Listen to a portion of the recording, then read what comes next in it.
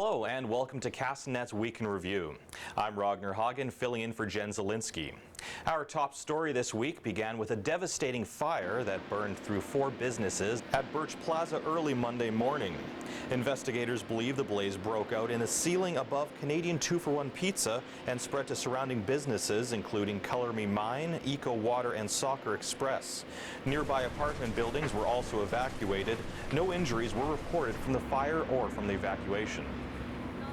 And some good news came out of the Birch Plaza blaze. Cora's Restaurant, which survived some smoke and water damage, donated their unused food to the local food bank. The health inspector was just here.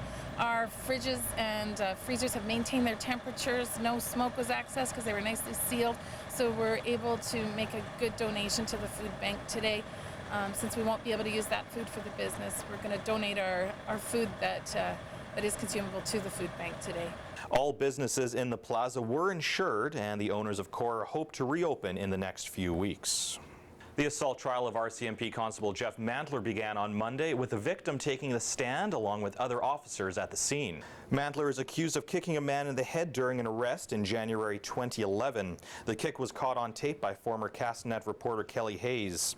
The trial is expected to last 1 more week, but defense counsel may not present their case until the new year in order to find their own expert witness. Businesses on Dilworth Drive got a scare on Wednesday when somebody called in a bomb threat. It happened around 1:30 in the afternoon when someone called the threat into the Ministry of Employment office.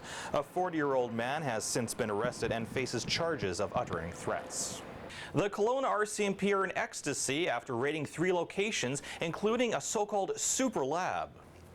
They seized 3.5 kilos of MDMA powder, $85,000 in cash, and arrested 4 people who all face charges of possession of a controlled substance for the purposes of trafficking and production of a controlled substance. The bust had an approximate street value of $2 million.